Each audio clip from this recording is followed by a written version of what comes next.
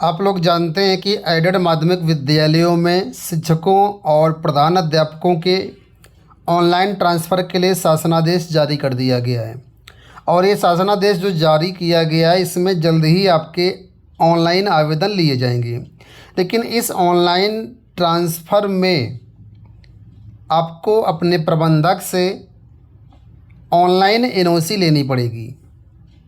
बहुत सारे शिक्षक पूछ रहे थे कि क्या इसमें एनओसी का चक्कर है या नहीं है। तो आपको बता दूं, आपको फिजिकल एनओसी की ज़रूरत तो नहीं है कि पहले आपको एनओसी लेनी पड़ेगी उसके बाद आप आवेदन कर पाएंगे। इसमें प्रक्रिया ये होगी कि जैसे ऑनलाइन आवेदन आपके शुरू होते हैं, ठीक है, तो आप लोगों को एक पोर्टल मिलेगा, वहाँ पर जा कर के आप डायरेक्टली अपने मोबाइल से या ऑनलाइन किसी कैफ़े से ऑनलाइन आवेदन ट्रांसफ़र के लिए भर सकते हैं। वेबसाइट पर आपको जो है रिक्त पदों का ब्यौरा दिखाया जाएगा कि किस ज़िले में, किस विद्यालय में, किस विषय की, किस कैटेगरी की सीट अवेलेबल है। वो ब्यौरा सभी को दिखेगा। आप लोग जानते होंगे अभी मई में सभी विद्यालयों से ऑनलाइन ट्रांसफ़र करने के लिए रिक्त पदों की जानकारी मांगी गई थी। तो 4500 से ज़्यादा एडेड माध्यमिक विद्यालय उत्तर प्रदेश में हैं। लेकिन जो जानकारी निकल के समाचार पत्रों के माध्यम से आई थी, उसमें करीब 800 ऐसे विद्यालय हैं जिन्होंने ये जानकारी निदेशालय को भेजी है। और बहुत सारे विद्यालयों ने, यानी कि लगभग 3500 से ज़्यादा विद्यालयों ने ऑनलाइन जानकारी भेजी ही नहीं है कि हमारे यहाँ पद है या नहीं है।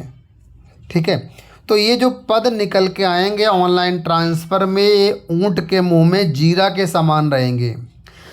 जो बड़े बड़े शहर हैं जैसे कि कानपुर, लखनऊ, प्रयागराज, आगरा, गाज़ियाबाद, मथुरा, ऐसे बहुत सारे शहर हैं जहाँ पर सबसे ज़्यादा ट्रांसफ़र लेने के लिए शिक्षक परेशान रहते हैं। और हाल ये है कि इन शहरों में आपको सीटें ही नहीं मिलेंगी। ऑनलाइन आवेदन करने के लिए जो सीटें आपको दिखेंगी वो सब टियर 3 ज़िलों की मिलेंगी। जो अति पिछड़े ज़िले हैं जहाँ पर कोई जाना नहीं चाहता है, वही विद्यालय ज़्यादातर जो है सीटें भेजते हैं और वही सीटें आपको यहाँ पर मिलेंगी।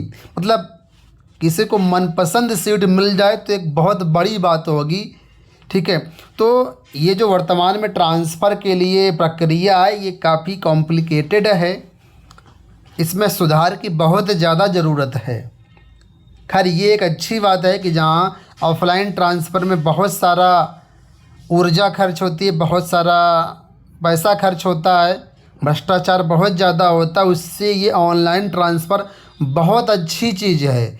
इसको लेकिन सही से इम्प्लीमेंट करने की ज़रूरत है। पूरे उत्तर प्रदेश में देखा जाए दोस्तों तो 20,000 से ज़्यादा पद खाली हैं टीजीटी, पीजीटी के।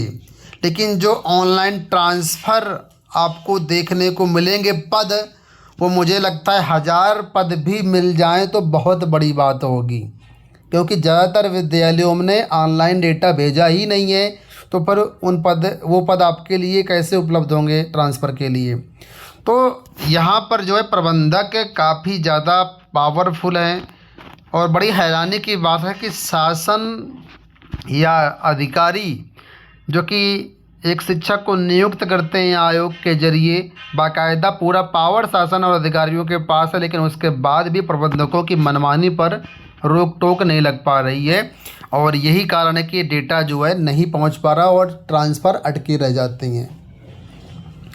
तो आप सब लोग जानते होंगे ठाकुराई गुट के लालमणि द्विवेदी जी को, जिन्होंने स्थानांतरण के लिए 20,000 पद पर मांग की है कि 20,000 पद जब उपलब्ध है तो इन 20,000 पदों पर ट्रांसफ़र होना चाहिए और बिना एनओसी के ट्रांसफ़र होना चाहिए।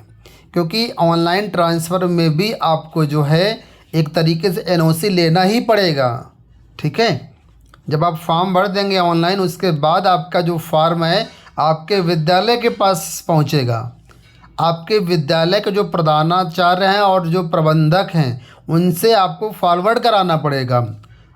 ऑनलाइन फॉरवर्ड कराने का मतलब है एक तरीके से एनओसी ही है, ठीक है। और बिना भ्रष्टाचार किए प्रबंधक जल्दी से वो आपका फॉर्म फॉरवर्ड नहीं करेंगे, ठीक है।